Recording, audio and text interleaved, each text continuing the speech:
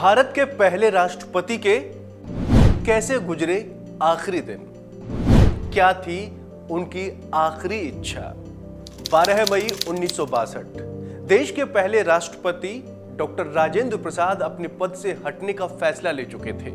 लगभग 12 साल तक देश की सेवा करने के बाद जब उन्होंने अपने पद से इस्तीफा देने का फैसला किया तो उनकी विदाई के लिए मंच सजाया गया। इस दौरान उन्होंने अपने विदाई भाषण में बोलते हुए कहा, राष्ट्रपति भवन से अब मैं पटना के लिए अपने छोटे से आश्रम में चला जाऊंगा। कुछ लोग कहते हैं कि इससे मेरी विनम्रता और महत्ता जाहिर होती है, लेकिन मेरा ऐसा कोई दावा नहीं है। सदाकत आश्रम में मेरे जाने का मतलब यही होगा कि अब से मैं नई जगह से अपना कर्तव्य पालन करूंगा। आपको बता दें कि ये वही सदाकत आश्रम है जहां राजेंद्र प्रसाद ने आखिरी सांस ली थी। 28 फरवरी 1963 को रात 10:10 पर उन्होंने आखिरी सांस ली थी। वो 70 साल के थे। उसी दिन वो पटना विश्वविद्यालय में दीक्षांत भाषण देने वाले थे। वो भाषण फिर उनकी गैर मौजूदगी में पढ़ा गया और ये देश के नाम उनकी आखिरी वसीयत थी। इसमें अध्यापकों, छात्रों और समाज के लिए उनके कीमती सुझाव थे। नई तालीम के प्रति उनका मजबूत विश्वास था। कहा जाता है कि राष्ट्रपति भवन में जाने के बाद भी उन्होंने वहां हमेशा सादगी को सर्वोपरि रखा। वो पहले राष्ट्रपति थे जो जमीन पर आसन बिछाकर भोजन करते थे। उन्होंने राष्ट्रपति भवन में अंग्रेजी तौर तरीकों को अपनाने से इनकार कर दिया था।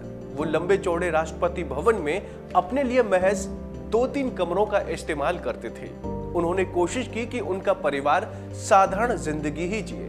अपने पद का फायदा उन्होंने शायद ही कभी अपने परिवार को लेने दिया हो।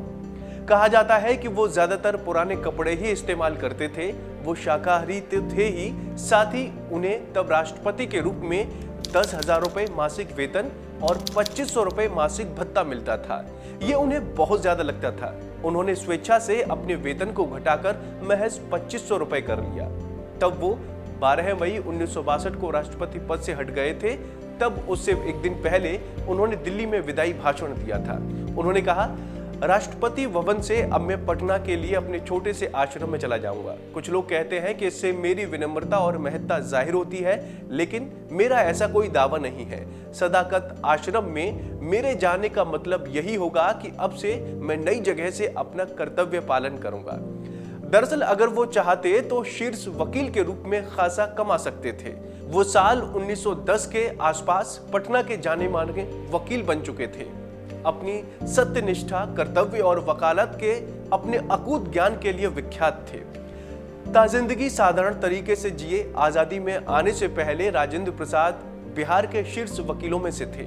पटना में बड़ा घर था, नौकर चाकर थे। उस जमाने में उनकी फीस भी कम नहीं थी, लेकिन गांधी जी के अनुरोध पर आजादी की लड़ाई में कूदे और फिर ताजिंदगी साधारण तरीके से जीते रहे। तो दोस्तों, उम्मीद है आपको हमारी ये जानकारी पसंद आई होगी। ऐसे ही तमाम अपडेट्स के लिए आप देखते रहिए वन इंडिया।